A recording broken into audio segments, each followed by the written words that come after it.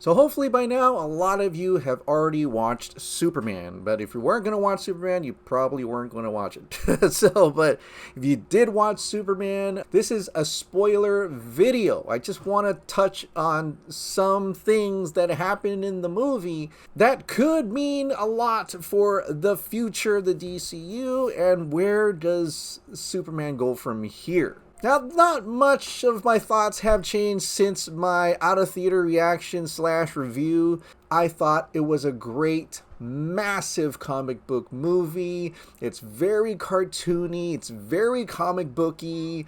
And when I mean cartoon, I mean it's not, bound by any realistic means.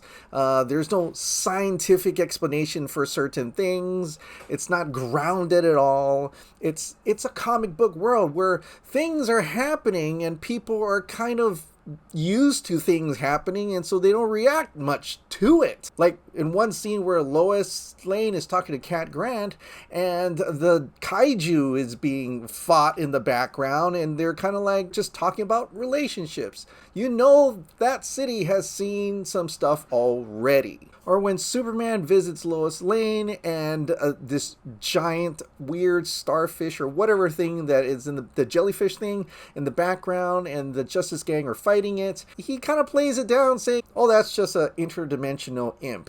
Meaning it's very small and those three other heroes can handle it, it's fine. Which also plays into the fact that this kind of stuff happens all the time. And because there's other heroes around, he's not needed the entire time. But I do appreciate that this is a less jokey James Gunn film. There's even some serious moments like this shot of Lex Luthor with the gun.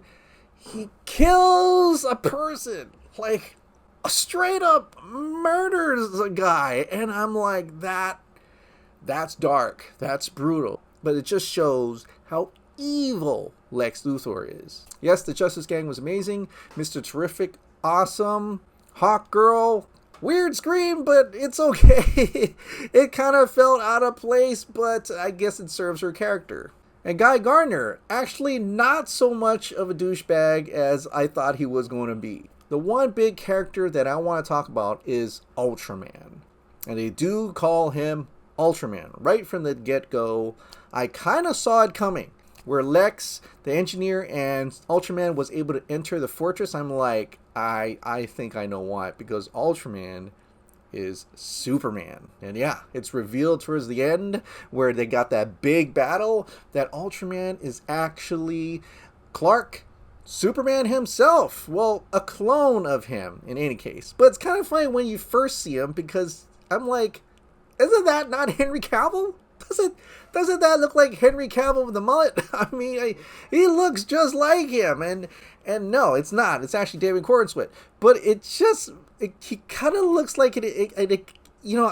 In my mind, it's like seeing David Corenswet Superman fighting Henry Cavill Superman. I don't know. It just or The Witcher or something.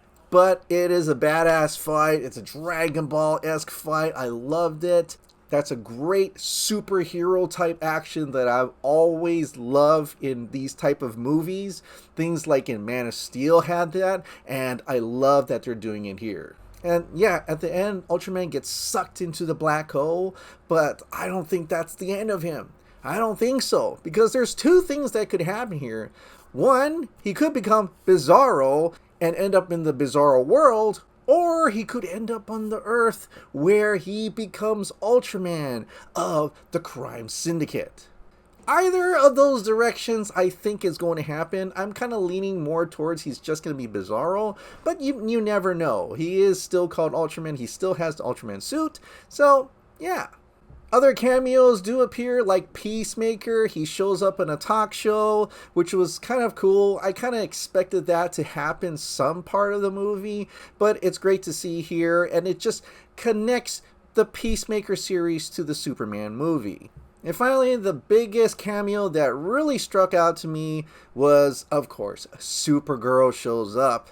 Superman's cousin just comes walking in. She's all drunk. She's got that trench coat on, which, by the way, a lot of people may be upset by that, but I'm not at all because I already know That is exactly the Supergirl from Supergirl Woman of Tomorrow. She's drunk, she's going through some things, and like Superman says, she's traveling to places with a red sun so that she could get drunk. And that totally explains why Krypto is with Superman. And he begrudgingly is taking care of Krypto in her absence. And I laughed out loud when she said, "Thanks for watching him, bitch." I was cracking up. That's the perfect characterization for this Supergirl, especially when it leads into Supergirl Woman of Tomorrow. And yeah, let's talk a little bit about Jor-El. Okay, the elves... that was a shocker for me. I did not see that coming. It shocked me when you find out that the elves actually wanted Kal-El to go to Earth and take over Earth. It kind of reminds me of Goku, right? He was supposed to go to Earth to take over the Earth. And that, to me, for the Superman movie, is interesting. I think that's an interesting way to get us to appreciate his Earth parents more than his own parents from Krypton. And it really kind of questions the whole nature versus nurture thing. And so yeah, I am a Superman fan, but I don't really protect everything of Superman. I happily like to see other versions of his story, other concepts for the character, and how the stories of that character will take place. Hey, I had no problem with Christopher Reeve's Superman turning back time. I had no problem how Brandon Routh was still able to lift a gigantic kryptonite landmass into space. I had no problem with Kal-El killing Zod. And I have no problem with the elves here. But you never know. It could turn out later on that it was a Brainiac ploy or something. I don't know. But in all cases, it seemed like within the movie that everybody, even the smartest people, like Mr. Terrific, says that was a legit video. So yeah, I guess you can call me a Superman shill. I welcome any Superman story as long as the S is there. Hashtag Super Shill. Alright, so yeah, overall I enjoyed the film. I can't wait to see what happens next, what's more to come, and I'm very thankful that we could expand into a very comic booky, cartoony world. Yet having those characters go through real life issues, drama, and even relationships. I mean, the chemistry between Lois and Clark was amazing. Real.